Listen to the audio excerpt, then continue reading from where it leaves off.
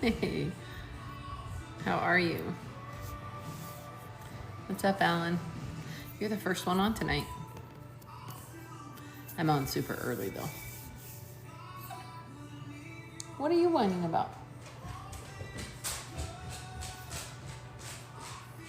There's Chris. You feel lucky? What? Where are you at, Alan? Hey, Janny. How you doing, Chris?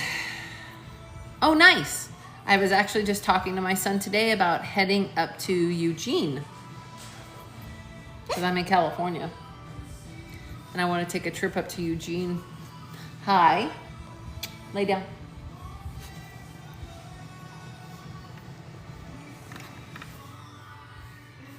Hey, Donna. You guys are funny. As soon as you see that invite, man, you guys are on it.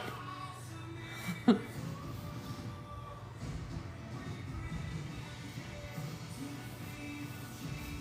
course, for you, it's what, 8 o'clock?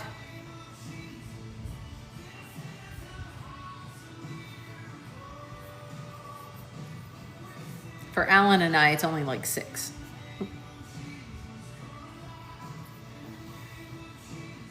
Hey, Leo. Hey, Mark. How you doing? Ricky, you're back. Haven't seen you the last few. You just walk. Who needs an invite, right? You just walk on in. Kick that door right open. I get the feeling that might be exactly what this wedding reception is going to be like. People just going to start kicking doors down. It's coming together, though. Hey, Johnny. You're back again. Guys, nope. We're not doing that. I don't care if the crows are barking. I don't care if the crows are squawking. The ravens are outside just making all kinds of noises because one of them dropped a dead squirrel in the pasture, and now they're both fighting over this dead squirrel.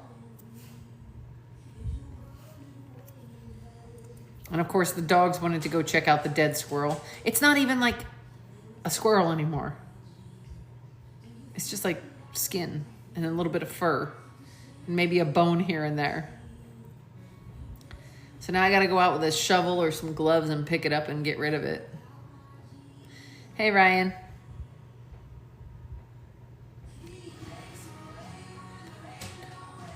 Hi, Courtney. Hey, Tracy. You guys, I wasn't supposed to have a message tonight, and we got one anyway. Iffy, I saw you sneak in.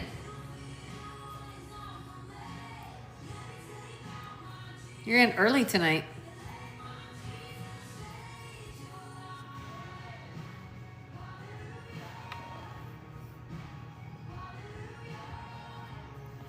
If you guys hear noises, I'm getting text messages about the wedding. I think I turned it all down. Hey, Maria. It's still one of my favorite names ever.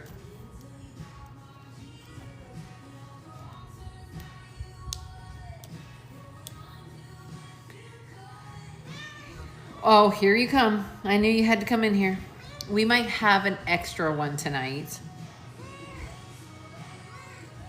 So we've got Todd and Loki normal. We might have his mom if she decides to sneak out of the bathroom. Yeah. Well, I had another boy cat outside with her, but he went missing about 5 days ago. So I don't want to leave her outside by herself. So she's been in the house the last couple of days, and she is not happy about being in the house. She likes being an outdoor cat, and so she wants to stay an outdoor cat, but I don't.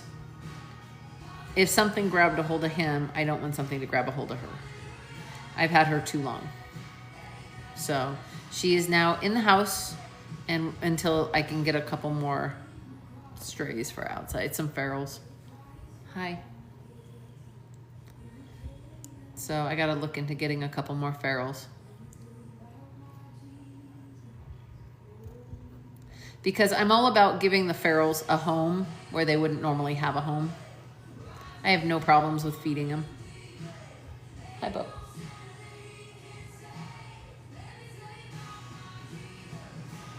Are you done?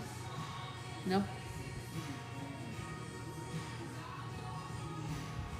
Hey, Gracie.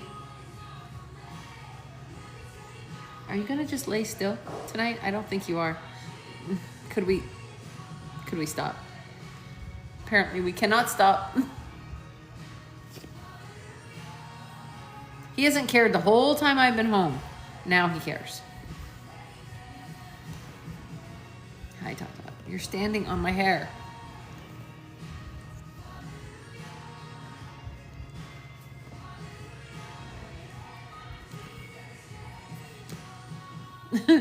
You're being a goof. He doesn't realize he's on camera. He either knows he's on camera or he doesn't know he's on camera. Because normally he's so afraid of people, he wouldn't let anybody see him. That's why I don't think he knows. You know people can see you, right? Hey. Hey. You know people can see you, right? Other people besides me?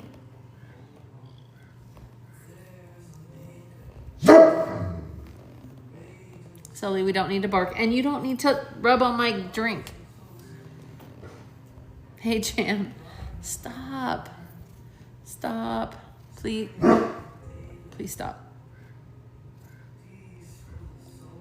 This is why I don't bother to wear lip gloss.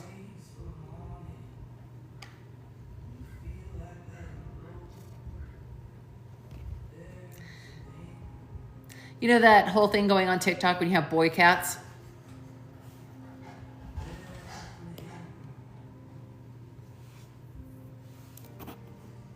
Definitely a boy cat thing. I mean, that is why I like boy cats, is they're a lot more cuddly than a female. But his mom is like this too. His mom loves attention.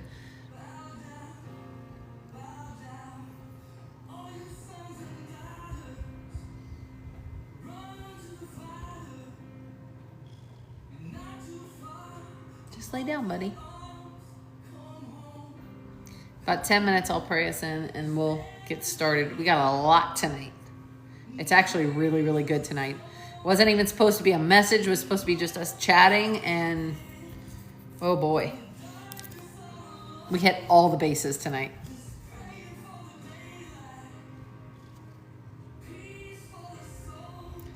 Ow. You know you weigh like 20 pounds when you hit me, right?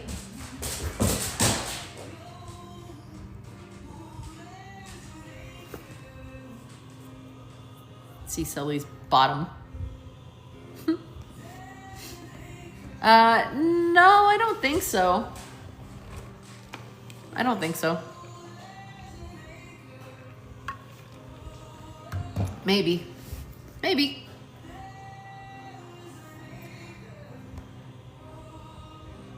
The tail. That tail. I gotta color my hair this week, you guys. Can we just settle? That would be great.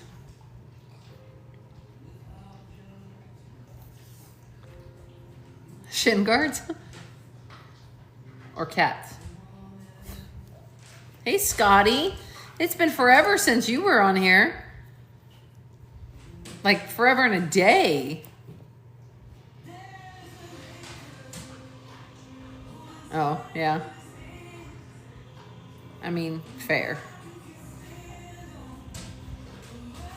Now my nose itches from cat hair. Why do I have cats if I'm allergic to them? Because I'm a glutton for punishment, that's why.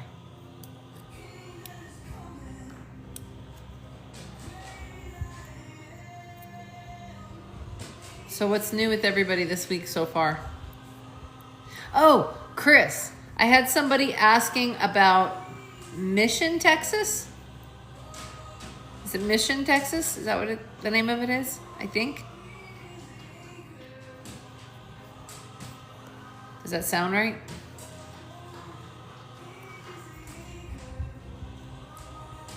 Is it a nice place?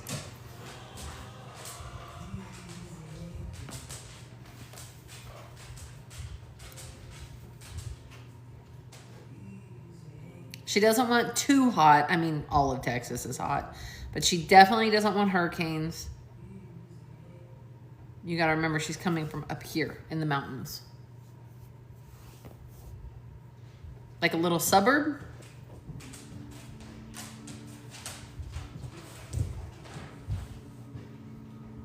Hey, Kathy. How's Cheryl? Have you heard anything?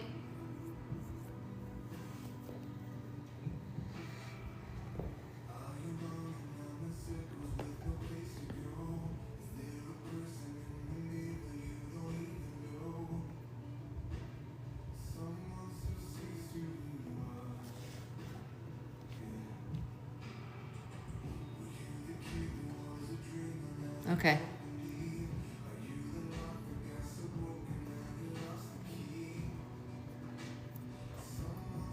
But we haven't heard from her today either, which means she's not back on the phone yet.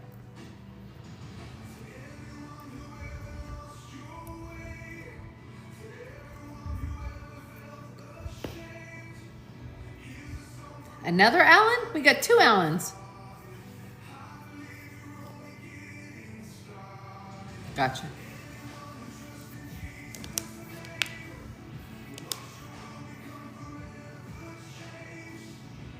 I just had 2 Jans come on at the back to back.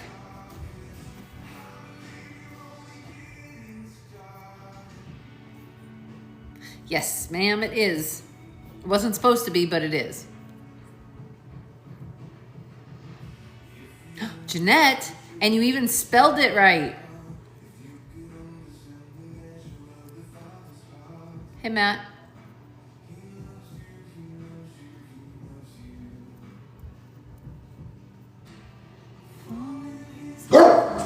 Let's not. Let's not. Hey.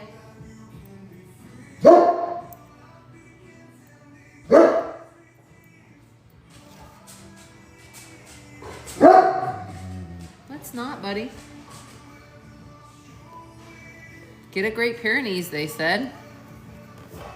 Yeah, that would be you. You big monster. Hey, Rick.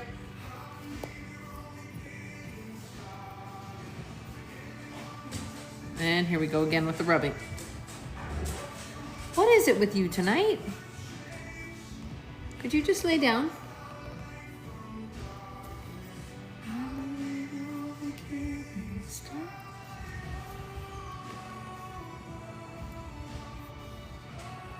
Marky Mark. And the Funky Bunch. Boy, I'm aging myself. Hi. Hello. Can we lay down and not stand on my hair? Right? I have my Todd stole. No, Sully. Go lay down, please. You're gonna knock the camera over and then I'm gonna get upset. Please go lay down. Oh, okay. Right. Hurricane Sully's coming through. Not yet. Hey, go lay down. Go lay down, please. You have a big old bed over there. You have the whole wall over there, and you have a carpet over there. But you want right here in my lap.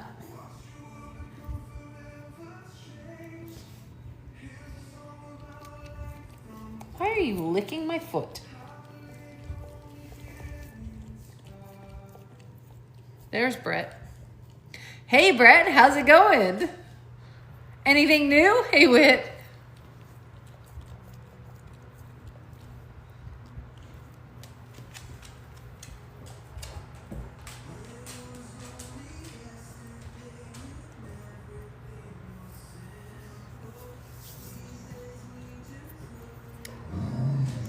No. Hey, Venus. Uh-huh. Nothing new? You don't have anything new to tell me at all? That's boring. Was all the fun stuff the other night that you told me? Nothing new since then? Ow. There we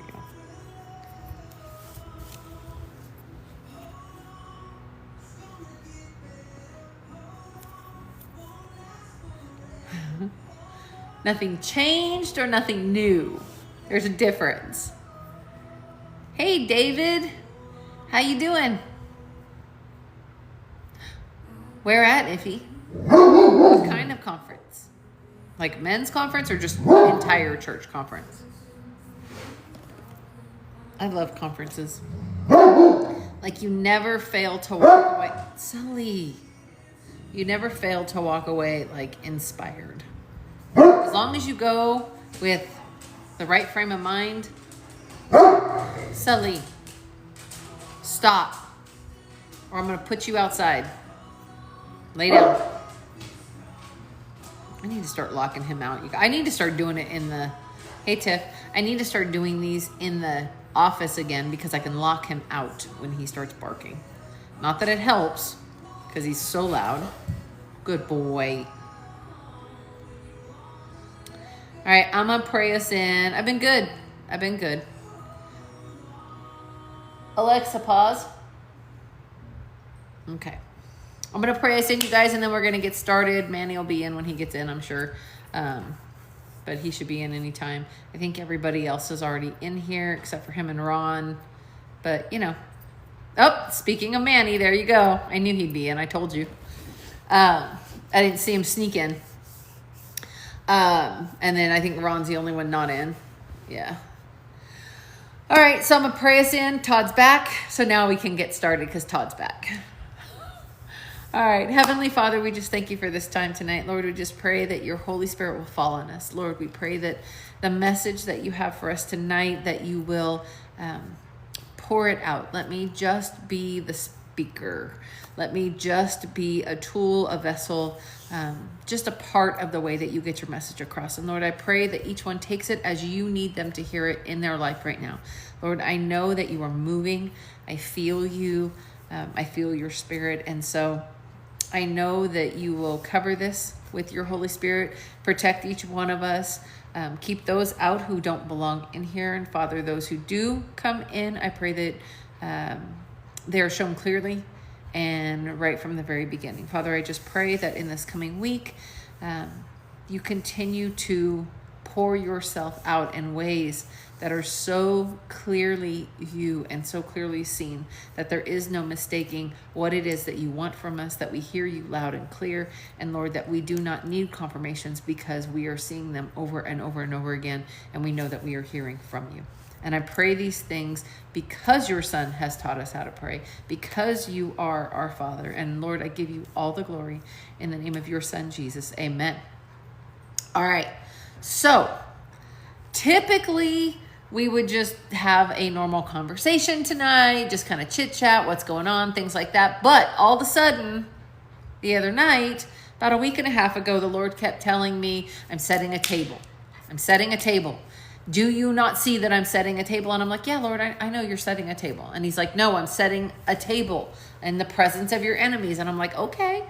And then all of a sudden it started going through other things. And I'm like, okay, well, that's Psalm 23. And, you know, about a year ago this time, he had told me to start praying Psalm 23 over myself, over my life, over my days. Just continually pray Psalm 23, Psalm 23, Psalm 23. So I started doing that. And then I stopped. And he brought it back to me again that I need to start praying Psalm 23. And so I looked up Psalm 23, and I'm going to do it in the ESV, you guys. I read this psalm in every single version I could possibly think of. It is literally 6 verses.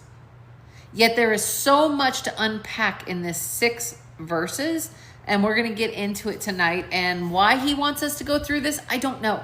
But I do know that he wants to use this as a blueprint for what we're going through, for what many, many, many of us are going through or are about to go through or are coming right out of. Like, we've been through this. So we're going to get into that a little bit more clearly. I don't know if Tim and Jennifer are on. Was that Jennifer I just saw pop in? Psalm 23:1. I'm in the ESV. You guys can, Ron McDaniel. Got it, Jerry. You guys can follow along in whatever version you have. The Lord is my shepherd, I shall not want. He makes me lie down in green pastures. He leads me beside still waters. He restores my soul. He leads me in paths of righteousness for his name's sake. Even though I walk through the valley of the shadow of death, I will fear no evil, for you are with me. Your rod and your staff, they comfort me. You prepare a table before me in the presence of my enemies. You anoint my head with oil. My cup overflows. Surely goodness and mercy shall follow me all the days of my life, and I shall dwell in the house of the Lord forever. Hey, Jody. So we hear Psalm 23 a lot. Like, we know this. It's played at, it's done at funerals, pretty much on every cross stitch you could imagine. We've seen Psalm 23. Most of us know Psalm 23, at least parts of it, even if it's just the first verse. But do we really see it as applying to us on a daily basis? Because I'm telling you right now, as I started going through this with him, I realized a lot of us, we're going to get into it, but a lot of us don't see it applying to us on a daily basis. We see it in a big general sense, but not on a day by day, every single day basis. I'm going to bet that you're one of two people. And this is out of experience for what God has done in this live over the last 2 years. You are either going through relationship issues right now, like you're fighting with your significant other or your spouse, your boyfriend, your girlfriend, fiance, whatever it is, husband, wife. You're either fighting, it's falling apart, you're wondering if your relationship is going to be able to withstand this storm. Someone's cheating, there's a sudden separation, there's talk of divorce. You're reaching out to God in desperation to help do what you can't because all you see is your world crashing down around you in this. Or you've already been through it. Sometime in the last 3 years, you've already gone through it. You're either divorced from a very long-term marriage. I'm talking 5 to 10 years plus. You were separated from God, but you felt like he called you back. And it's either just before or just after your relationship failed that he called you back. You've been into several things in the past, whether it's the occult, whether it's witchcraft, whether it's questionable relationships. You've been kind of that prodigal in the past. And you've come to recognize that nothing you did is going to save anything that you've got right now. You can't hold up this castle of cards any longer, and you don't want to without God. So if you fall into one of those two, put your hand in the chat. Just raise a hand in the chat, put something in the chat, thumbs up in the chat, for those of you that fall into one of those two categories. Because I know I do. Or, right? We just got all the hands raised. So here's the thing, and we've talked about this in past lives. God is doing something new. God is actually taking, we know that God hates divorce. Malachi tells us God hates divorce. There's actually versions of this that's not exactly what it says. God hates divorce, but more because God hates what divorce does to his children. He hates what that separation does to his children. He does not hate those who are divorced. As a matter of fact, God is causing separations and the breaking of marriages that are not, and relationships that are not of him. If they are not founded in God, they are not a marriage. They are a relationship. They are a worldly relationship, but they are not necessarily of God, which means they are not covenant relationships if it is not with God's blessing. And God is rescuing his children from some very toxic relationships. And yes, they are going through heartbreak. Yes, they are going through a different kind of trauma, but God cares more about your holiness than your happiness. And in doing that, some of us have to become single in order to find the relationship that he has, not because it's for us, but it's for his kingdom. Okay. Both of those two groups, those that are failing in their relationships right now or feeling their relationships failing, and those who are in separation completely or they are in prodigal situations. We are both finding ourselves with a kingdom marriage promise from God, and it's something you're currently waiting on. It might be fixing a broken relationship, as in a restoration. It might be a whole new relationship, whether you know who it is or not. You might know who God has for you. You might not. You might have God telling you that you're going to stand for the relationship you're in, and he might tell you, no, you just need to walk away. And that doesn't mean he's not going to restore that relationship. It just means not now. All right, so you've heard, both groups have heard God calling them back. Both groups have strayed away from God and have felt him grab a hold of them and start drawing them back.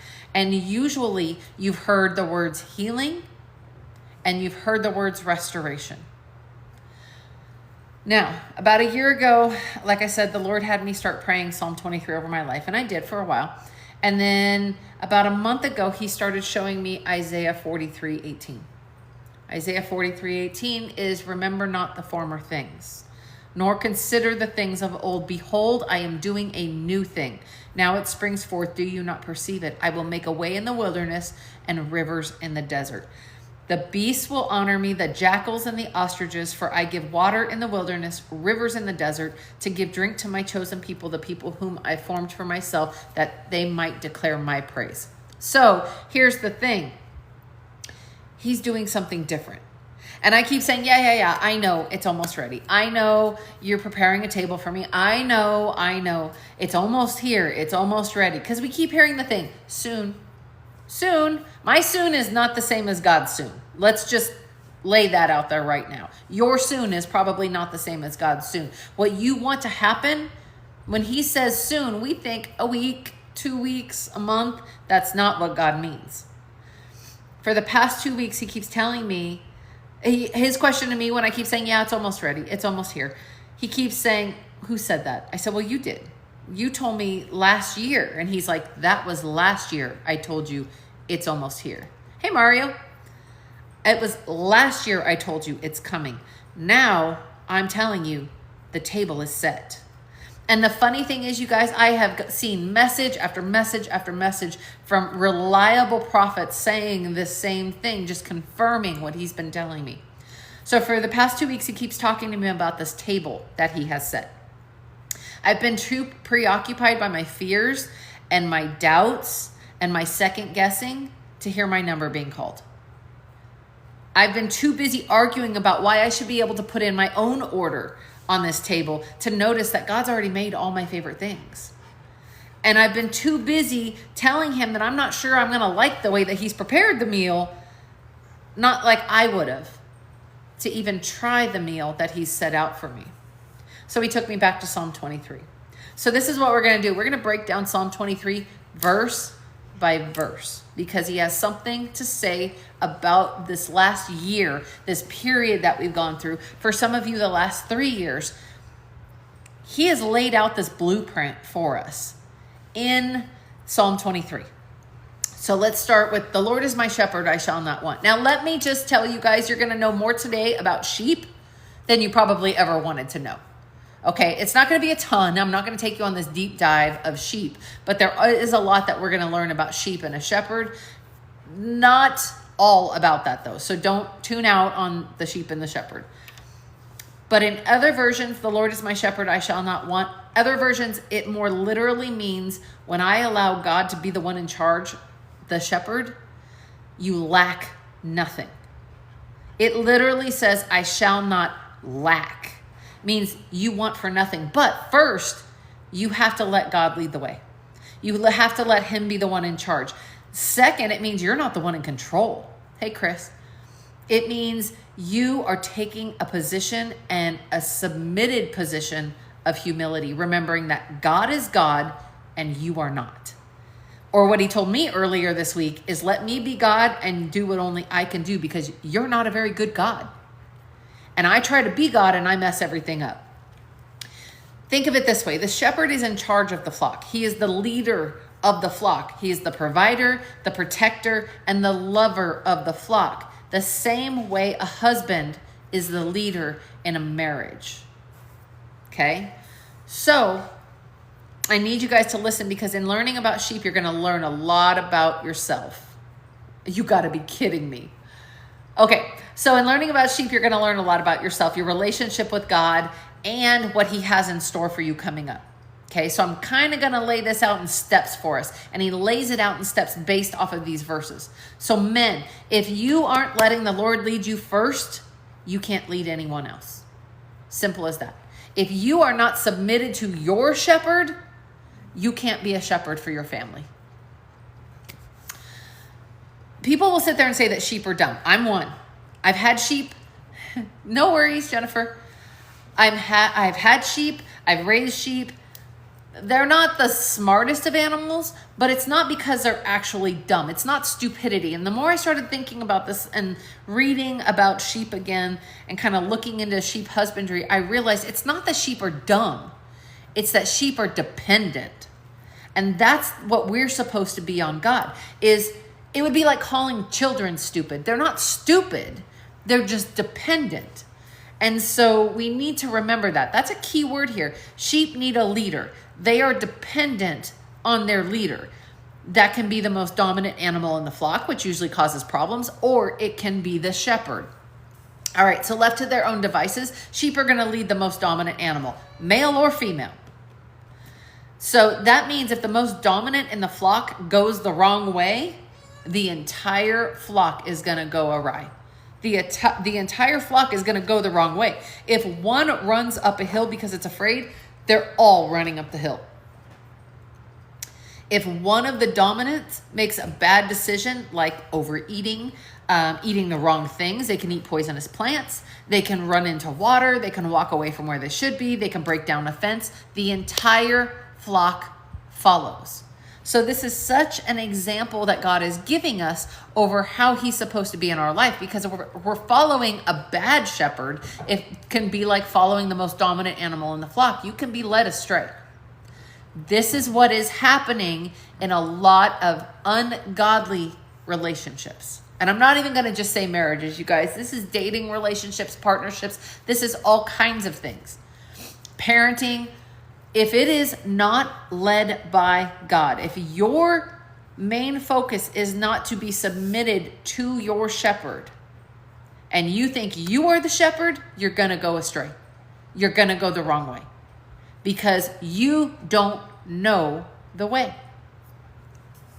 So the shepherd has to be the most dominant for the entire flock. He is supposed to be anywhere the flock turns for guidance, where to go, how to get there. If there's anything to fear when they're there, they look to him to provide shelter, food, and water, protection. They know that he's going to do these things because they've known him from the very beginning. They've known him from the very first day. What they have known from day one is that he will keep them safe. Any new sheep not raised with the shepherd needs to be convinced of the shepherd's goodness, of the shepherd's provision for them, of the shepherd's care over them. It's all about the relationship. Okay? So the shepherd, when a new sheep is introduced, they create a bond through their voice, their touch, and their scent. They call them by name, and they have consistent care, provision, and trust. You can't know a person's scent unless you're close enough to smell it.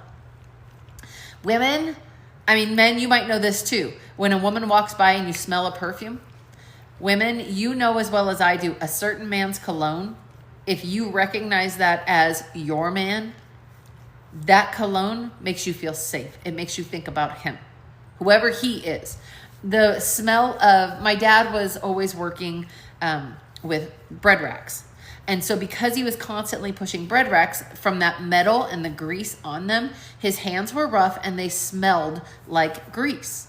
So even now, the smell of grease makes me think of my father and hardworking men. Your sense of smell, that sensory trigger will make you feel and think certain things.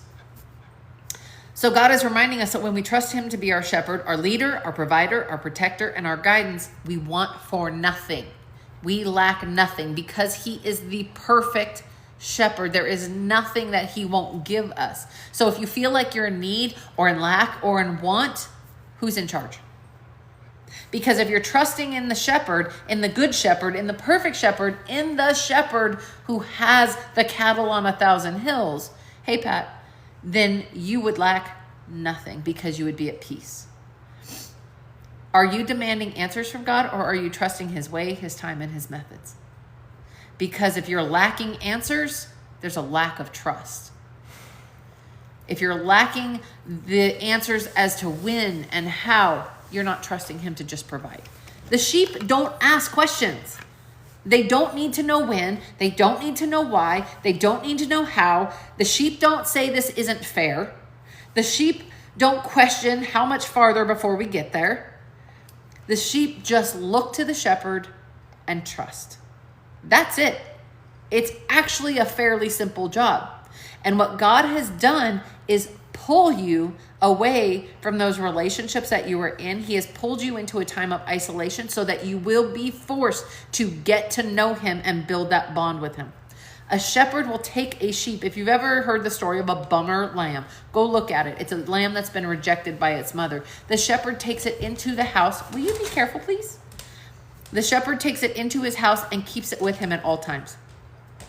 He takes care of it. He feeds it. He nurtures it. He raises it until it can go back out with the others. And the thing is, that sheep wants to be with the father all the time. It wants to be with the shepherd all the time. It knows him and feels safe with him all the time. It's built that bond with the shepherd. So you guys, okay. So verse 21 of Psalm 23. Let me try that again. Yeah, I said it right. Psalm 23 verse 1 is all about the relationship. Having a relationship with God. Getting into relationship with God. However he needs to do that. Shh. Verse 2. He makes me lie down in green pastures. He leads me by still waters. This is the isolation. This is the pulling away. And this is the part we don't like. This is that control thing that we don't want to deal with.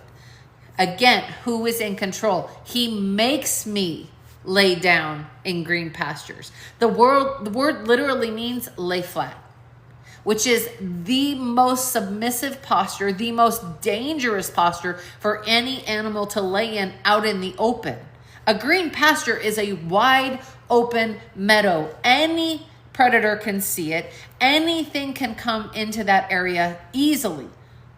And yet, they just lie down completely at ease.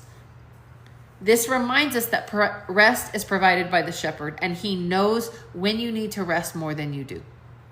This is him drawing you away from all the other things. Exodus 23, 10 through 12. For 6 years you shall sow your land and gather its yield, but the 7th year you shall let it rest and lie fallow, that the poor of you may eat, and what they leave the beasts of the field may eat. You shall likewise do this with your vineyard and with your olive orchard. 6 days you shall do your work, but on the 7th day you shall rest, that your ox and your donkey may have rest, and your son of your servant woman and the alien may be refreshed. Exodus 33:14. And he said, my presence will go with you, and I will give you rest. And he said to him, this is God talking to Moses and Joshua, if your presence will not go with me, do not bring us up from here. In other words, your rest is with God. Your true, complete rest is with God. And then he talks about still waters. You guys, thirsty sheep will run right into water.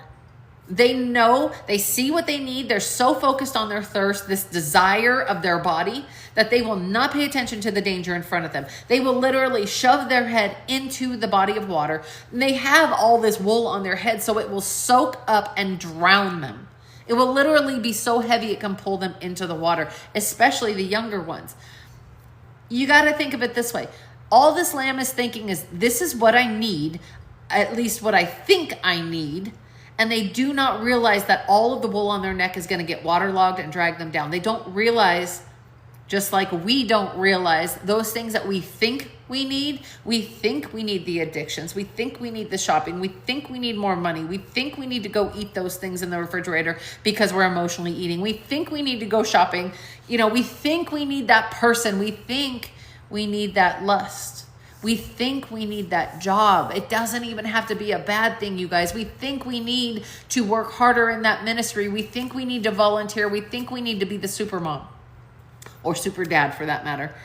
We think we need those things. And what God is telling us is you do not realize that those things can be a chain around your neck, your waist, and your wrist, and they will drown you if you get too wet. If you start doing too much, those things act like a millstone around your neck. Still waters, though, you can step into. Still waters won't rush over your head. Calm waters bring to mind that tranquility, that peace. And you guys, the funny thing is, literally that's what it means, is a place of tranquility and restfulness inside and out, provided by God. Not provided by you, not provided by your striving, not provided by your smarts, not provided by your hard work, provided by God. He makes you lay down and brings you to still waters. And last night I had a dream. I was telling Manny about it this morning before work.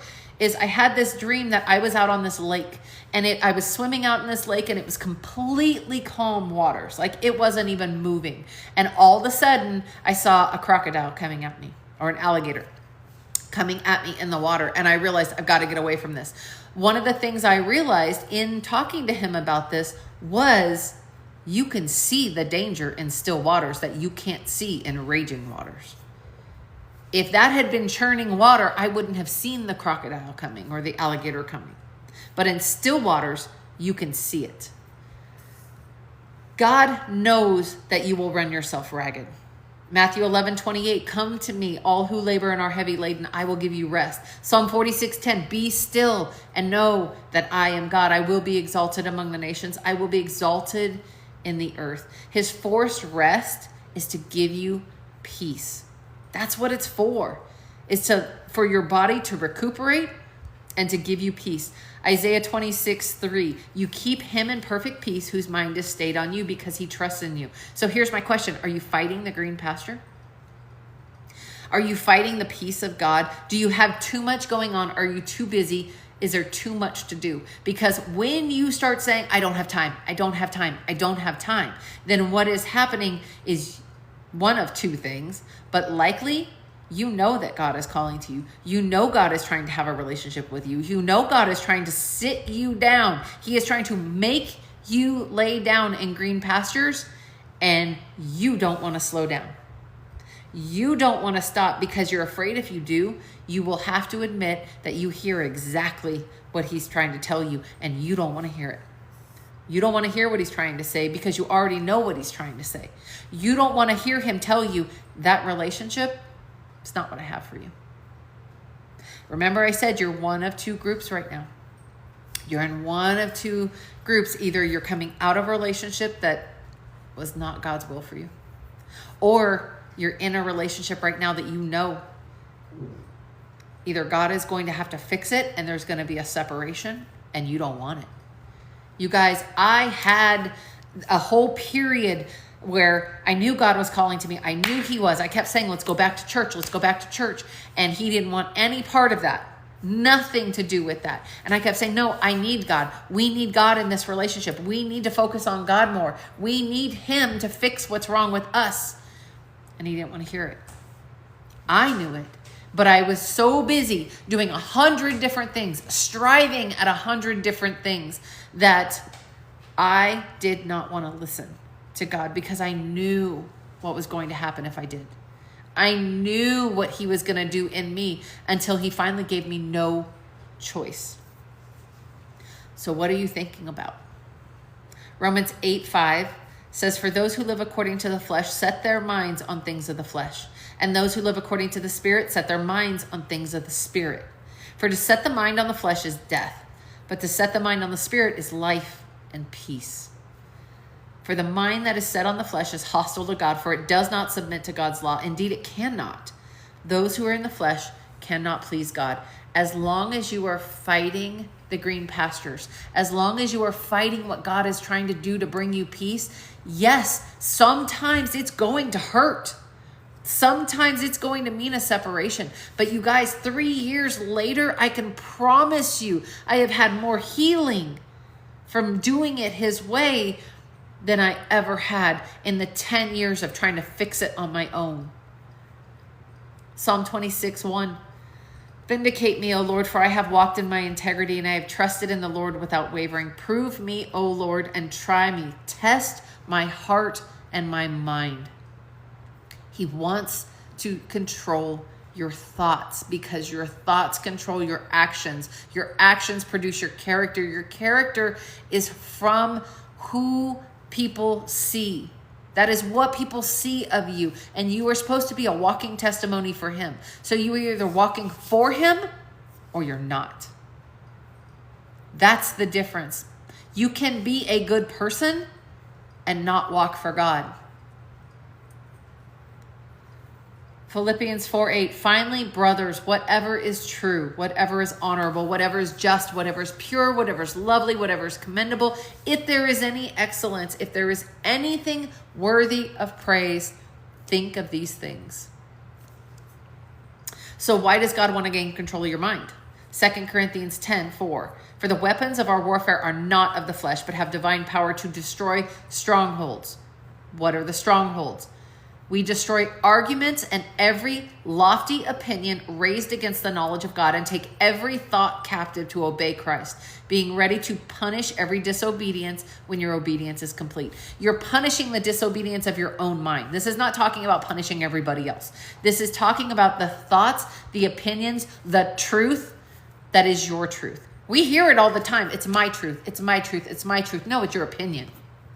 If it's not God's truth, it's not truth.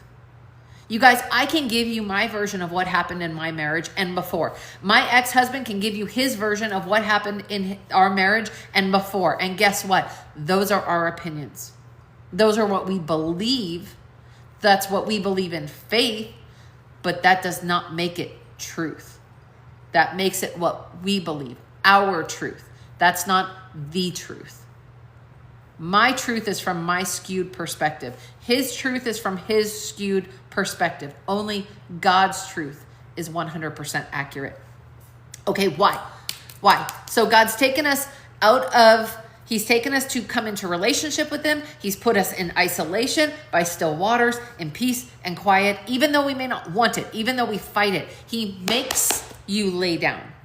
He makes you lay down. You guys, I have had moments where I have had to force my dog to lay down so that I can check and see what's wrong with his foot. Even though he doesn't want to lay down, he wants to fight me on it. Until I've had to do it to clip his nails. You guys try wrestling a 130-pound dog to the ground to wrestle his nails, to clip his nails alone.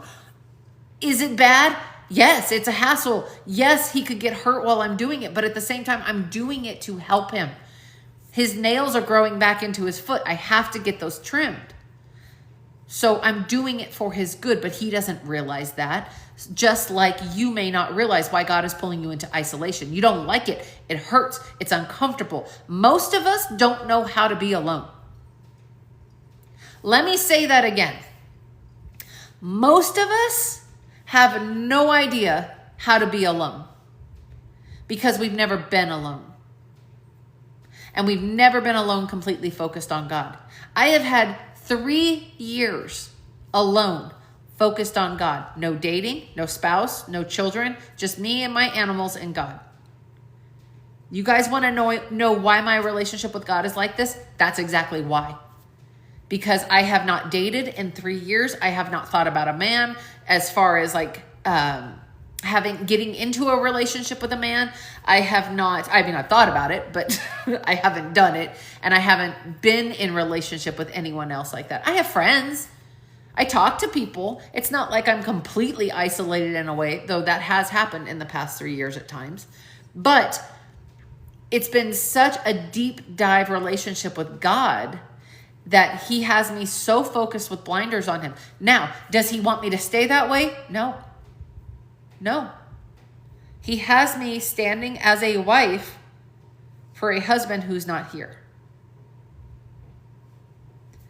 Because I have to be so focused and submitted to him that he has taken me through this whole gamut of learning my relationship with him, my reliance on him, that my provision, my protection, my guidance, all of those things come from my shepherd first. And I have to learn how to do those things with him in a new way so that I can do that for my spouse when the time comes.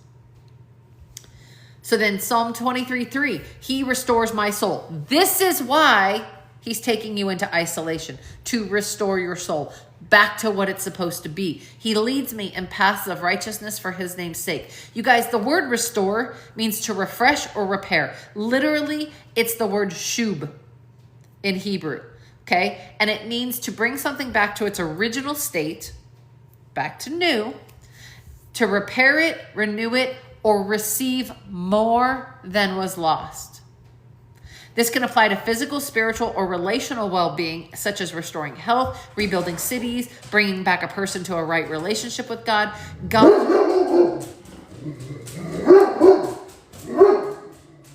God's restoration often goes beyond mere recovery, resulting in an improved or greater final condition than the original state. That means God's going to do abundantly more than what you know to even expect. Have you ever seen like a house that's hundreds of years old when it's restored to its original condition? It looks nice. It looks nice, but it's still kind of plain compared to what we expect now. But I've seen them restored to pristine condition and improved upon. In which case, think of it this way. Think of a house that's 200 years old with power, with electricity, with running water, with all of the things that we have in our lives today, all of the general conveniences that we have today, like plumbing, that they wouldn't have had 200 years ago. That's above and beyond. We have a God that goes above and beyond. So you can't get to restoration, though, if you don't lay down in green pastures. You can't get to restoration if you haven't laid down by the still waters and let him restore your soul. Unless you allow God to bring you to a place of physical, emotional, and spiritual rest, calmness, and peace because of your trust and your bond with him, you cannot be restored, rebuilt, or renewed. That's the next step. That's will you stop? That is why you are going to the still waters, so that he can do those things for you. This isn't for you to be happy. This isn't a byproduct of living. This is a byproduct of living righteously. When you live God's way, which is what righteous means, you live right with God. When you live that way, you are going to be happy. You are going to have a restored soul. Your life is going to get better. You are going to have blessings because of who he is, so that your life can bring a testimony to him, bring glory to him. Okay, so Psalm 23:4.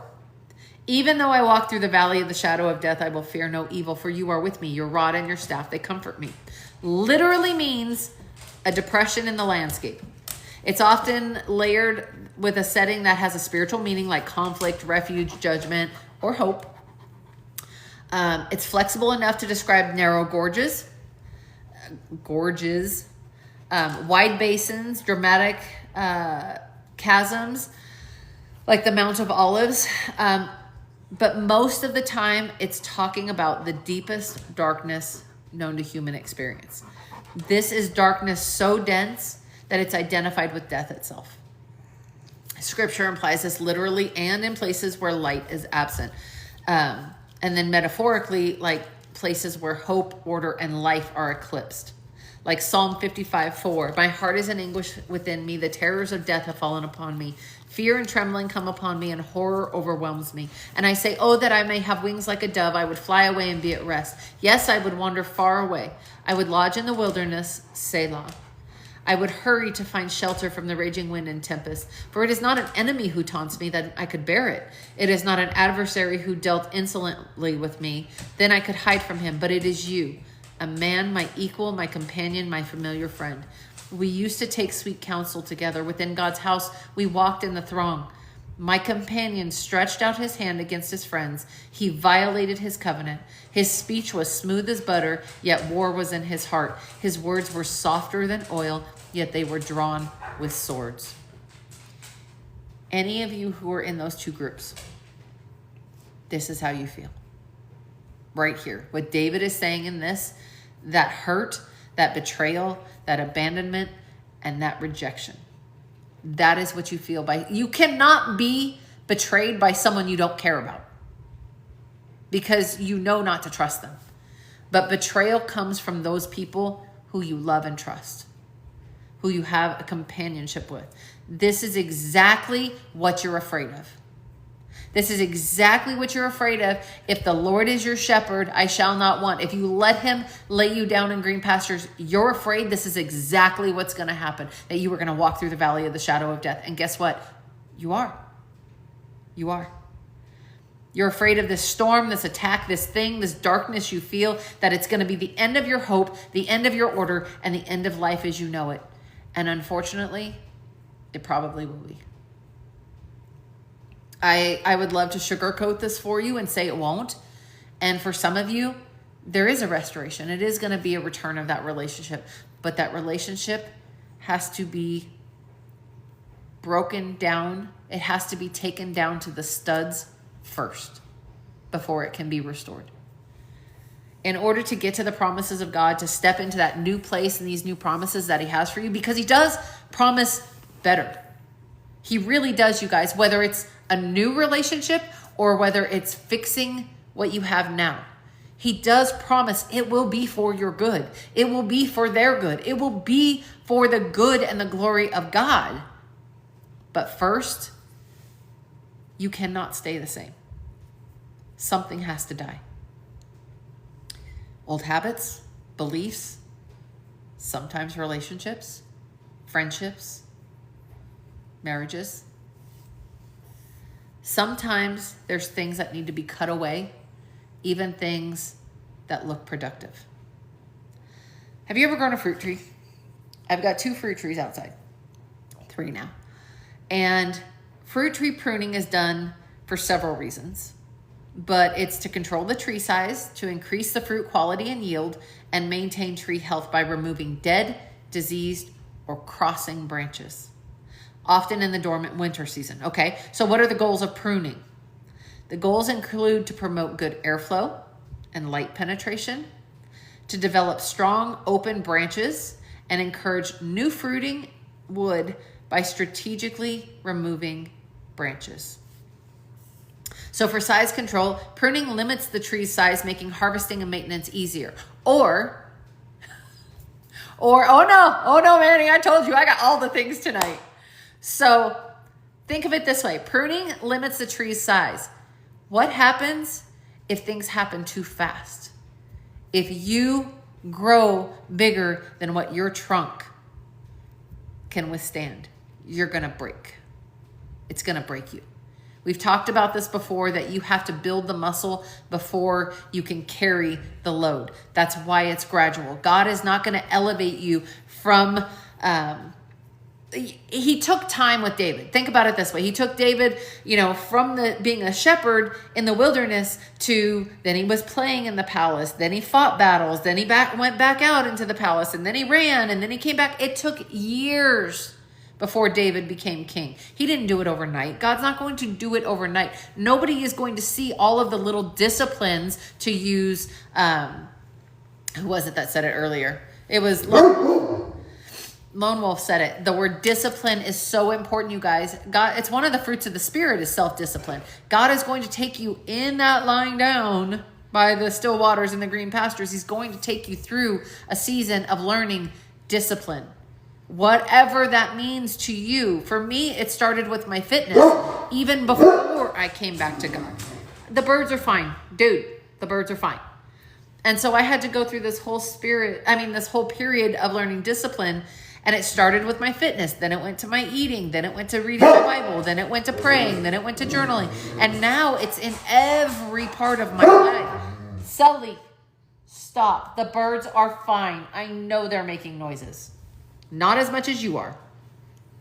So he has to limit your size until you are ready for it. It's also for fruit production. It encourages larger fruit, higher yields by directing energy to the fruit-producing branches. I'm letting him out, you guys, because I don't want to deal with this. Come on, you're going to stay out. Gosh. Go. No, you're going to stay here. Okay, let's try this again. Maybe now it will be quiet because he's being annoying. All right, so fruit production. So it creates a larger fruit.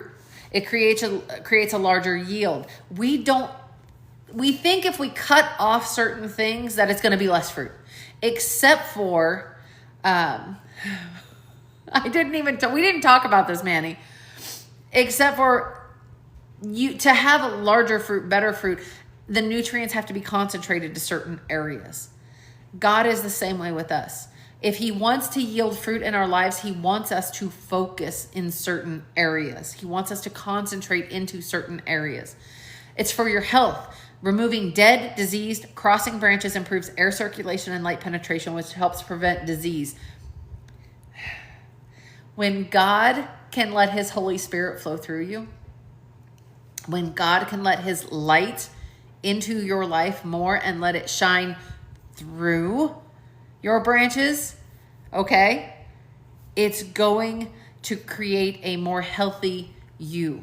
I don't know how many of you guys have been walking with God for any significant period of time, really focused on him, sitting in the green pastures with him, by the still waters with him, getting that bond with him, but you have found how much healing, inner healing that he has done on you. I was a codependent, angry, anxious person who screamed and yelled at everybody for my entire life. And now I'm much calmer. I don't get angry over things that normally would have just been like a flip switch. Now, okay. I literally, you guys, went from a fear of heights to standing on a cliff edge, to climbing one of the highest peaks in Yosemite.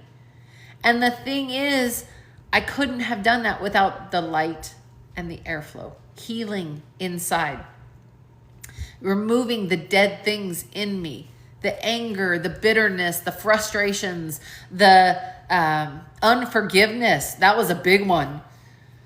So it also creates a structural strength. Oh, it's already time to validate, you guys. Okay. Structural strength. Pruning creates a sturdy, well-balanced branch system capable of supporting heavy fruit loads. He makes you stronger. He makes you more able to endure, which is choosing to bear the load that he puts on you. And you're able and capable of doing it without breaking.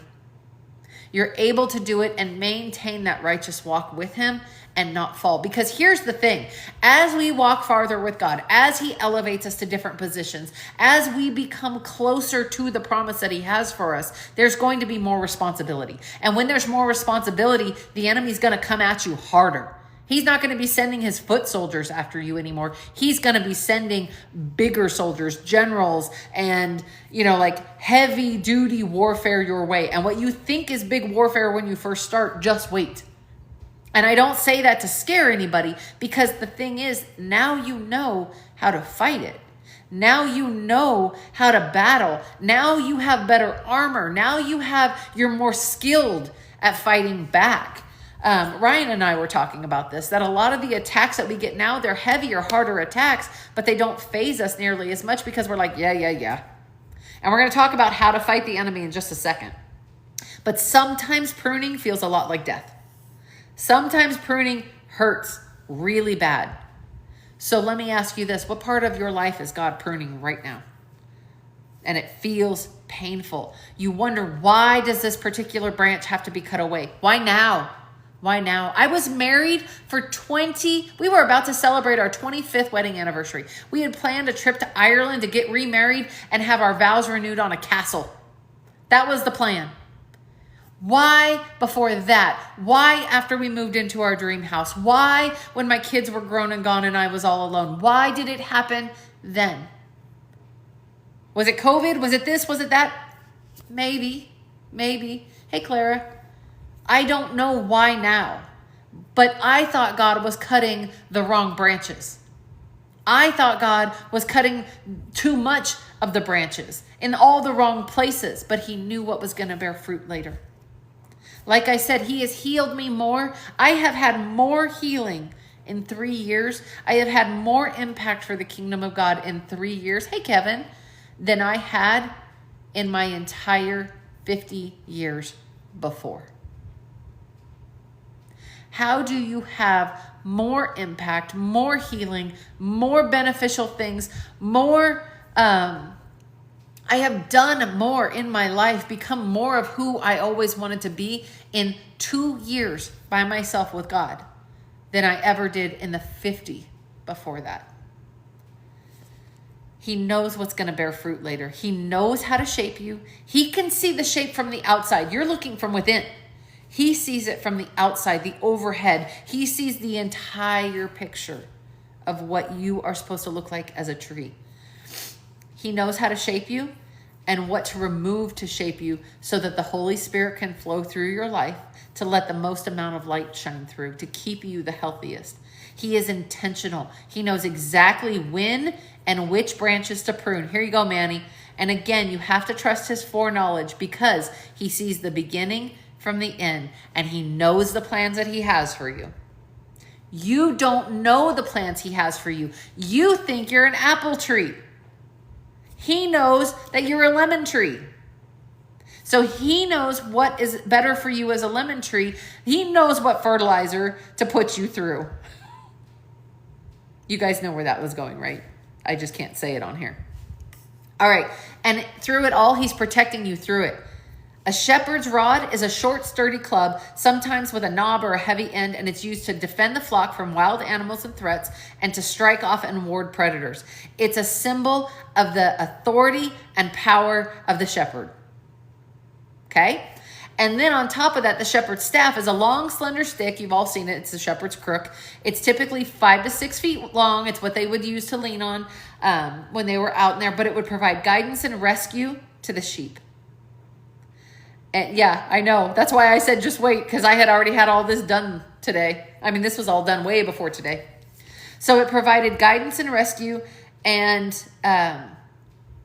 the hooked end could catch and pull a lamb if it was about to step into a precarious place, like if it was going to go off the side of a cliff. Again, sheep aren't always the smartest. They do some dumb things because they don't know better. And so if they would go off into a thicket, or they would get stuck in a brush, or he would just walk by and pull them with the crook. He could hook it right underneath their belly and pull them backwards. He could lift them up off the ground if he had to. If one of them was hurt, he could guide them back to the flock. If it was starting to go the wrong way, he could nudge them with it. Every step of the way, he is striking and warding off attack on you, even while you're sleeping and don't see it. So Psalm 121:3 and 3 and 4 and then 7 says, he will not let your foot be moved. He who keeps you will not slumber. Behold, he who keeps Israel will neither slumber nor sleep. The Lord will keep you from all evil. He will keep your life. He is protecting you. You don't see it. He is putting angels to guard you.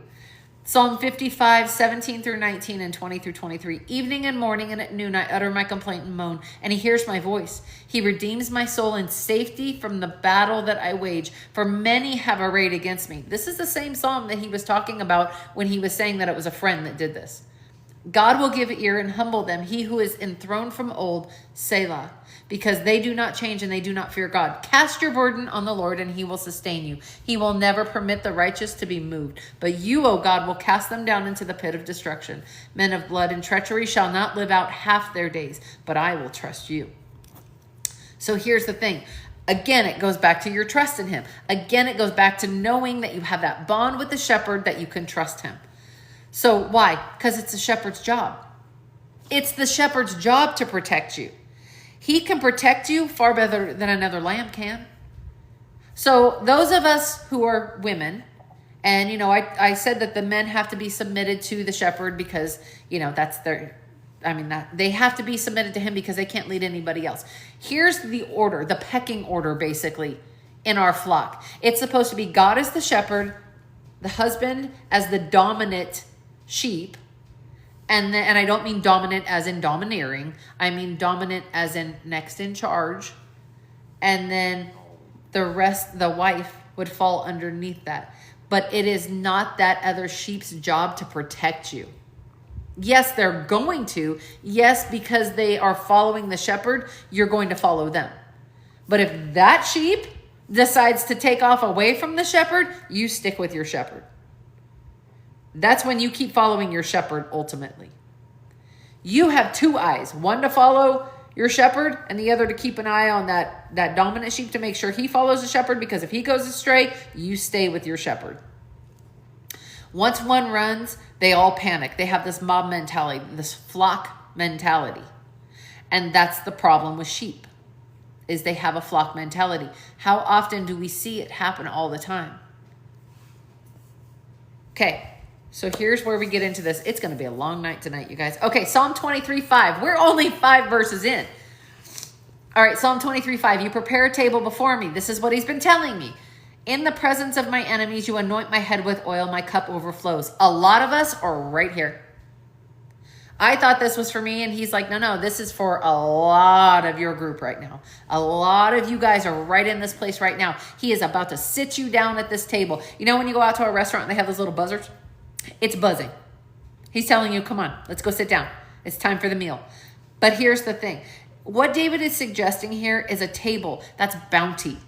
And that it's prepared means that there was foresight and care put into it.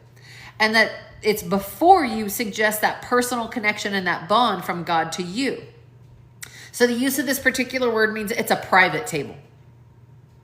And that's the part we forget. As in, it's your honor, and this is a party in your honor, and your enemies are going to watch, but they're not invited to join. And we forget that. We think, oh, you're setting a table in front of my enemies that all of them are going to come sit at it too. And you guys, I'm about to go to a wedding where I am the mother of the groom. And it's going to be an awkward situation. I am literally going to be seated at a table amidst people who see themselves as my enemies. I don't see them that way, although I don't see them as friends. I am literally about to walk into the very thing God is talking about here.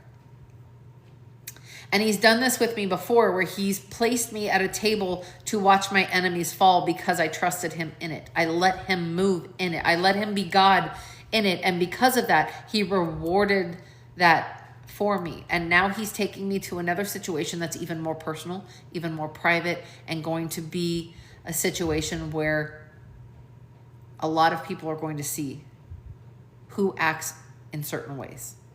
It's going to be very public. But the use of this particular word is a private table. Think of it as a date with you and God. So stop trying to invite people to the table that God did not invite.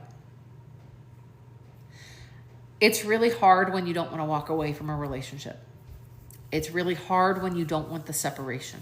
It's really hard when you don't understand why this particular branch is being pruned off of you right now. It might be so that something else can be grafted on. It's for restoration later, whatever that means, whether it's new or fixed. But stop trying to drag people to the table that God is not inviting. You are not in charge of the guest list. God is. Stop trying to take people that God has cut out of your life. Stop trying to drag baggage of your past to this table. There's no room there. Somebody's going to trip over it there. Stop trying to force your way to someone else's table. If these people are not invited to the table, there is no room there for them and the people that God has removed. It's a private feast. Let those who refuse the invitation watch from the sidelines. Your blessings are about to be poured over you. God is about to anoint your head with oil. That's always associated with blessings and elevation in the Bible. Now, with the shepherd, it's relief. With sheep, because they are such lazy, kind of dumb animals, gnats will lay their eggs up their nose. Flies will buzz all over their head. They will get in their eyes. They will get in their wool. They will just burrow into it, and they get bugs and vermin, and they can get sick and die. But the oil poured over them. You guys, I know for a fact that flies do not like anything oily. Hey, hon. So they don't like anything oily. I have horses. One of the ways, my mare gets what's called sweet itch, and it's bug bites, and she gets hives from it. She's extremely allergic to bug bites. And so she will just swell up. Well, one of the ways that I keep her from getting bug bites is by putting petroleum jelly on her. Just straight petroleum jelly, nothing major. It keeps the skin soft and it keeps the bugs away. It's an oil. It's a fat. And this oil was made a lot of times from olive oil or from the fat, the lard. And so what they would do is pour this on the sheep's head, on all over its face, and it would be dripping all over it. But that would keep the bugs off. It would smell and it would keep all of those bugs off of the sheep, keep them healthy, and they could have relief. Again, still waters, green pastures, relief from the pests, from the enemies, those things that are tempting them, because sheep are so dumb. They will bang their heads trying to get the flies off their face. They will bang their heads on a rock, on the ground, whatever it is, until they kill themselves, until they die. Isn't that an appropriate picture of what we do with the enemy? Isn't that an appropriate picture of what the definition of insanity is doing the same thing over and over and over again and thinking you're going to get a different result? We are banging our heads trying to understand why what we're doing isn't working. And we just keep trying to do the same thing. We just keep trying to force our way harder, drag them more. We are trying to change other people, beg them to love us more, change for them to love us more. Trying to get them to see, to talk to them over and over, to get them to see what we're trying to say, to explain. Don't you understand? This is all I need. And they don't care. And they're not listening because they're focused on their needs and their wants and for you to change to suit them. The problem is we're all so self-absorbed that we're just banging our head against a rock. And so God says, come sit at the table with me. Now that we've had this time, now that you have this bond with me, now that you've sat beside the green pastures and let me give you some restoration to your soul, now we can sit at the table and we can talk. Now we can be elevated and I can pour out the blessings on you because you're ready. You've been pruned. You can handle it now. You're going to still have the humility at this point. So here's the thing. Don't relish it or lord it over anyone. 1 Samuel 16, then Samuel said to Jesse, are all your sons here? And he said, there remains yet the youngest, but behold, he is keeping the sheep. And Samuel said to Jesse, send and get him, for we will not sit down until he comes here. And he sent and brought him in. Now he was ruddy and had beautiful eyes and was handsome. And the Lord said, arise and anoint him, for this is he. This is David. Then Samuel took the horn of oil and anointed him in the midst of his brothers. And the Spirit of the Lord rushed upon David from that day forward, and Samuel rose and went up to Ramah. David was anointed in the presence of his enemies. Now, yes, these are his brothers, but how do we know they're his enemies? God let his brothers watch from the sidelines, right? We know that they're his enemies because of Samuel 17, 1 Samuel 17. Now, Eliab, his eldest brother, heard when David spoke to the men, and Eliab's anger was kindled against David. And he said, why have you come down, and with whom have you left those few sheep in the wilderness? I know your presumption and the evil of your heart, for you have come down to see the battle. And David said, what have I done now? Was it not but a word? In other words, I asked a question. Calm down, bro. So his brothers acted as his enemies in a lot of situations. And some of it was jealousy. And some of it was bitterness. And some of it was who knows what. Regardless, God anointed David king in the midst of his enemies. And God is about to bless a lot of you with exactly what he has promised because you are ready to sit down at the table. This idea pictures the Lord as the host and shepherd who lavishes abundance on his guests. A spread table, a perfumed head, the brimming cup jointly declare that communion with God is more than survival. It's superabundance that overflows to others. Psalm 84:11, for the Lord God is a sun and shield. The Lord bestows favor and honor. No good thing will he withhold from those who walk uprightly or righteously. O Lord of hosts, blessed is the one who trusts in you. Again, trust in the Lord. More than anyone else, Stop allowing the enemy to sit at your table. And this is key, you guys. One of the things, he is an unwelcome third wheel. He was not invited. And here's the thing. What I've been saying all week, this is what I keep getting reminded, because the more I am walking to the table to join the Lord, the more the enemy keeps trying to pull up a seat. And I keep having to remind him that this is a 3-person table and my third party is still on their way. So you were not invited. Step out. You have to leave. I didn't ask you here. I'm not inviting you to be here. You have to leave. Get to stepping. So stop allowing him to take the place of things and people that God has for you. God has set, God has set this place for you. The enemy was not invited. Stop letting him sit there. It means that he's either squatting or you're allowing him to stay. No matter what, God is leaving it up to you. This is your choice who is sitting in that third seat. You know, he talks about a 3-strand cord, and if he has got a marriage promise for you, if you're one of those 2 groups of people and he has a marriage promise for you, why are you letting the enemy sit in the seat of your spouse? Why are you letting the enemy scoot your spouse out of the way so that he can sit there? Because that's what's happening, is you're allowing the enemy to tell you, I don't know why you put up with them. You do realize that someone else would be better, right? Those are the words of the enemy. God didn't tell you that. If you're in a covenant relationship, God is telling you forgive them, love them unconditionally, sacrifice. He is telling you how to live by the fruits of the Spirit. The enemy is going to tell you to be selfish. The enemy is going to tell you to get your needs, your wants, your way. The enemy was not invited by God to sit at the table. You have to allow him to sit there, or you have to tell him to get up and leave.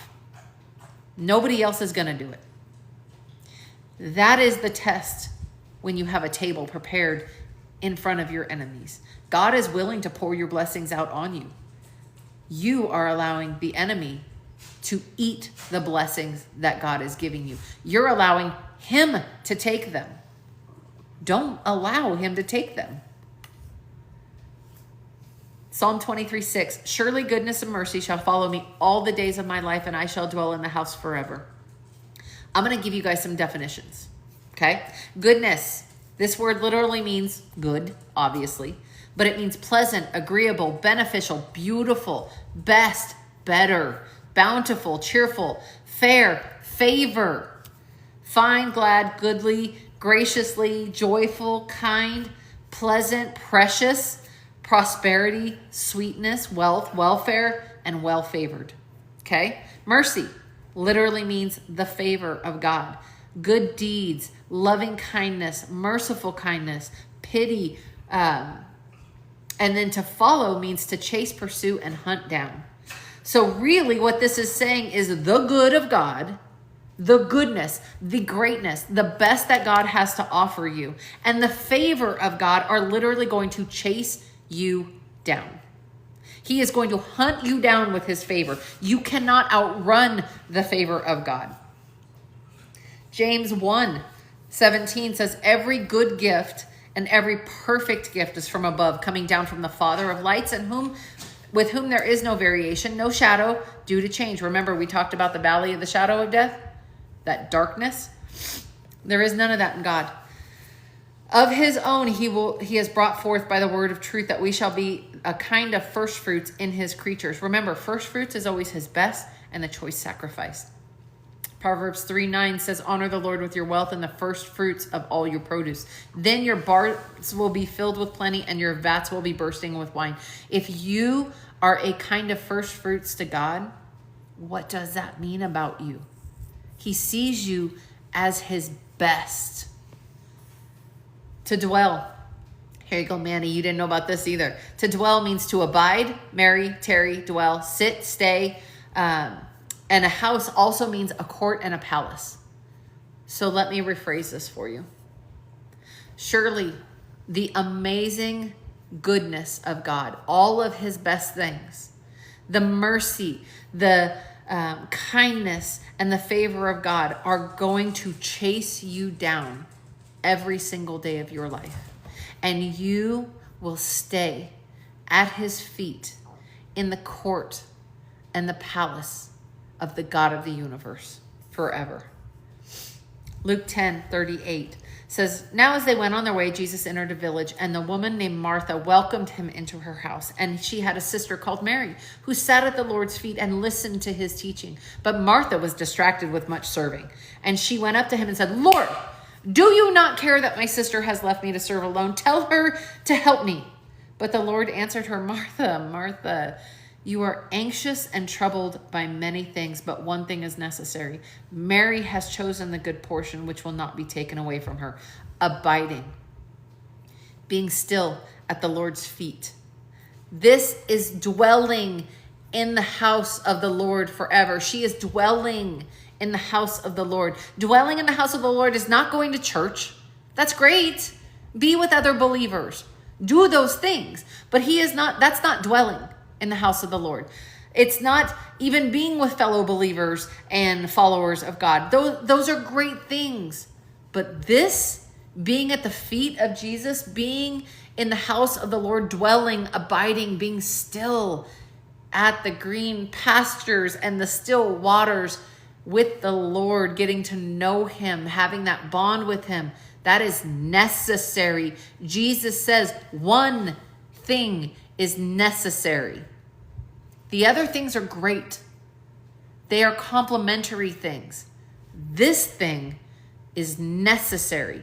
This is why your quiet time, your prayer closet, whatever you want to call it, you being in the Word, soaking up prayer time with God, praising him, being near him is necessary for your healing and the restoration of your soul, for the promises that he has to come. He cannot build you up to uphold those promises that he wants to give you if you are not doing the necessary thing. So where are you dwelling? Because here's the thing, dwelling comes after the feast. The feast comes, the blessings can come, and then the dwelling comes. And here's the thing, dwelling is staying with him after the blessing. And make no mistake, it's coming. The blessing is coming. But dwelling is seeking him first. Like it talks about in Matthew 6:33, seek first the kingdom of God and all these things will be given to you. It's staying focused on him most. That's John 15. That's abide in me and I will be with you. This is that whole thing that Manny was just talking about, the abiding, the branches being disconnected. You can't be disconnected from the vine. I am the vine, you are the branches. Yeah, that's what staying focused on him is. That's abiding, still waiting with him. Acknowledging him in all your ways, Proverbs 3, 5, and 6. Are you doing those things? You guys, all of this is the path. This is the steps. This is how he wants to get you through the blessings, through the promises, from one to the next, to the next, to the next. And then you start over again. You cannot get to the table if you haven't let the dead things stay in the valley of the shadow of death. If you are still dragging those things to the table, there's no room. He's telling you, leave them in the valley. Let them go. Let them die. This morning, he took me in my reading to the valley of dry bones. Again. Prophesy to these things. Prophesy. Bones, get up and live. Leave the baggage where it belongs. Leave the dead things where they belong. And then prophesy, I will sit at the table with God. I will have the promises he has for me. And the enemy will not eat my feast any longer. Because here's the thing. There's been a lot of times when I allow the enemy to take things from me. I go into contract with the enemy, not even realizing I'm doing it. I am literally shackling myself with handcuffs that aren't attached to anything.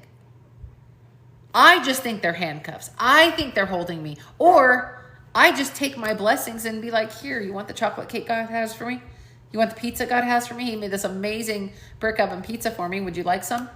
And I'm handing my promises over to him.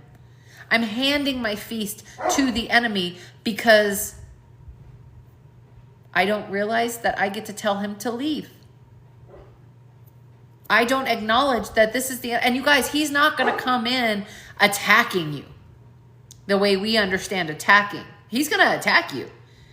But we don't understand the actual ways that the enemy attacks a lot of times. The enemy is not going to come in, well, I mean, he will come in loud. Demons will come in loud. And make no mistake, demons will come into a church really loud. But he will also come in very quiet, very subtle. Because the enemy's been watching you for a long time. He knows what works. And don't think Lou Giglio, I think that's how you say his last name, has a whole sermon on this, and I love his rendition of it. Of the enemy came to the table with Eve in the wilderness in Eden, and it worked. He literally came down in Eden, sat at the table with God's first creation, tricked her, and it worked. And so now he knows how to do it with everybody. He comes in sly. He doesn't have to come in loud. He comes in like a friend. He comes in agreeing with your flesh, reminding you of your flesh. He comes in, he came up to the table of the Son of God in the wilderness and stepped up and asked him the same. He did the same thing he did to Eve. It worked with Eve. He thought he'd try it with Jesus. Did God really say that you're his son? I mean, really? You sure you heard that right? How many times have you questioned yourself? Are you sure you heard God promise you that? Literally, he's barking at the door to come in now because I left him out. So you guys, I want to pray for you. And I know we kind of went a little long, but I want to pray for you guys because really there's a lot of us coming to the table right now. There's a lot of us coming to the feast right now. And a lot of us are preparing to put a plate right in front of the enemy. Or we're holding ourselves back from the feast because we're waiting for other people to get there and they're just not coming. I don't know why I haven't changed anything. And they're just not coming. So let me pray for you guys. And then you guys, we can talk for a little bit afterwards. Heavenly Father, I just thank you, Lord. I thank you for this word. I thank you for the revelation in it. I thank you for showing us the importance of the bond with you, showing us the importance of the rest that you give us, showing us how you prune us and the feast that you're setting for us. And Father, I just pray that we will stop fighting you, stop wrestling with you, and let you lead and guide us like the shepherd that you are, the good shepherd that you are, because all of this is for our provision, all of this is for our protection, but ultimately this is for your glory. And so, Father, we just want to glorify you. We want to let your airflow and your light shine through us. We want to glorify you and your Son. And so I pray that each one of us will step into our blessings, into our promises, into the provision that you have for us, those kingdom spouses and relationships that you have for us. And Lord, that we are able to use those to glorify you ultimately and over everything else. And I pray these things in the mighty name of your Son, Jesus. Amen. All right, I'm going to let the dog in, you guys, because you'll play for me at my son's wedding. Well, it's not me organizing that, so thank you, but you'd have to get in touch with my son. He's not on TikTok, so. Hi. Are we done throwing a hissy? Cooper, get in here. Are we done throwing a hissy fit? Come on. In the house. Let's go. Hi, Susan. I haven't seen you in a while.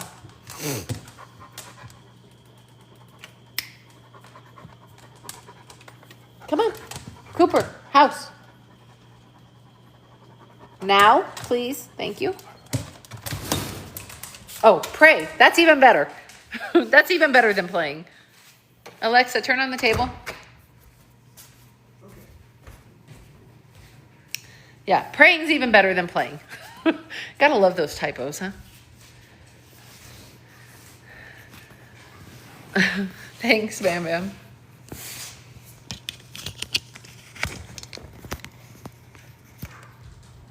Yeah. Get some sleep. Get good sleep. Good night, Manny.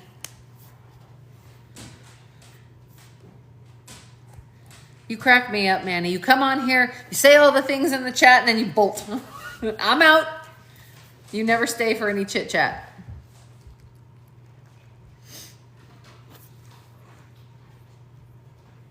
It's only 7:40 for me. I'm on the West Coast. But I only stay until 8, so. Or thereabout. Good, I'm glad it wasn't me. He threw this one at me this week, and I was like, didn't plan a message, but okay, Lord, whatever we're doing. Like all the notes tonight.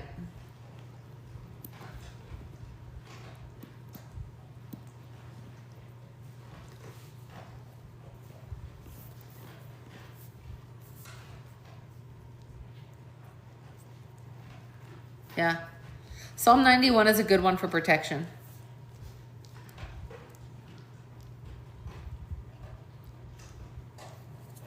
You're so funny. Lots of notes. I mean, I got lots of notes too, like 11 pages. So.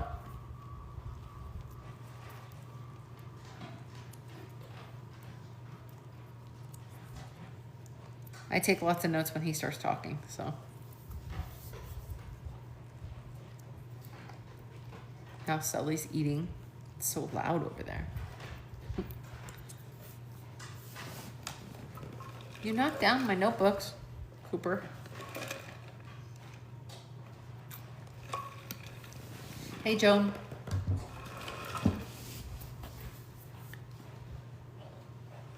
It's a lot. That's why I was like, there's so much in those 6 verses.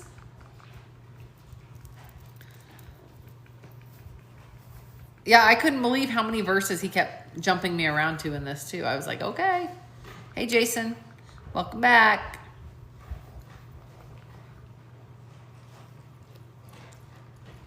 But I have all the scriptures written out too. Night, Jenny.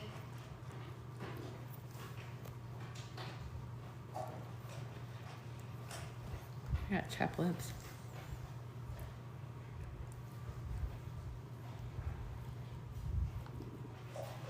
Good night, Kathy. Yeah, I think when we're done, I might go sit out and listen to the crickets for a while. That's what I did with him the other night, was sit out and listen to the crickets.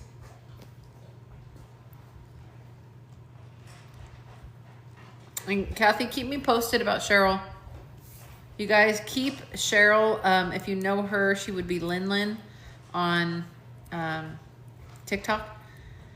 Keep her in your prayers. She's in the hospital with a very, very bad infection. It's basically a systemic infection, right? Night, Jennifer.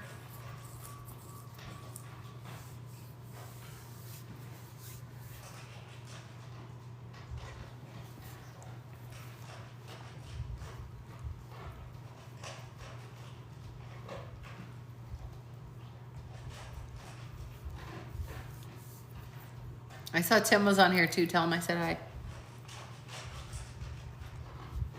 Dr. Cheryl.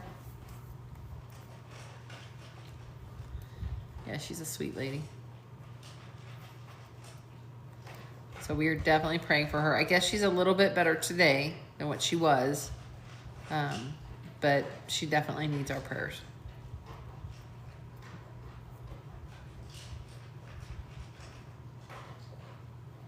Be praying for Ron too, you guys.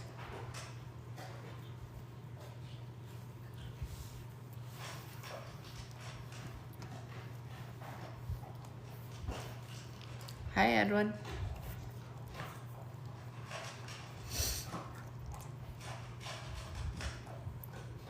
Shelly's gonna sit there and eat that whole bowl of food. Just since he came in. He does that all the time. He waits until right before bed.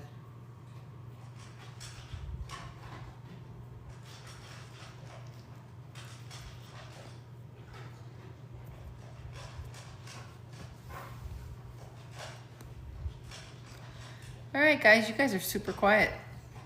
Right? That's why I'm like, you guys are super quiet tonight. Nobody's saying anything. That's okay. I threw a lot at you guys. Trust me, I'm tired. How are you doing, Mark? I was thinking about this weekend that I need to give you a call. I just haven't had time. It's been crazy between all the wedding planning and running around and then the horses on top of that. This week is insane. I already have appointments. Yeah. Well, I know about your friend's business. Is it on you personally?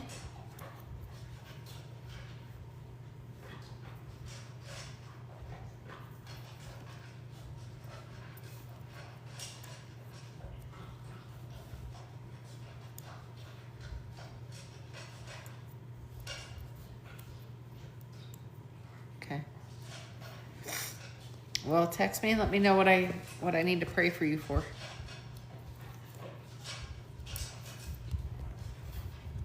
Because you've been on my mind a lot that I need to call you and reach out. But usually you know that means something's coming. In a good way. You ate that whole bowl? Seriously? What a pig. That was a lot of dog food, kiddo.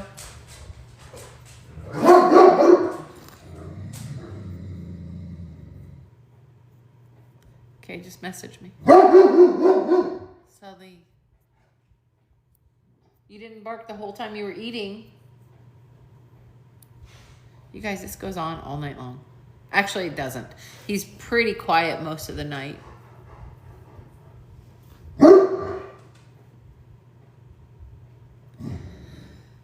All right, well, unless you guys have anything else, I'm going to let you go then, since nobody wants to talk. We'll do it about 10 minutes early tonight. We'll bounce. Because then I can go to bed. Actually, I'll go sit outside for like 10 minutes.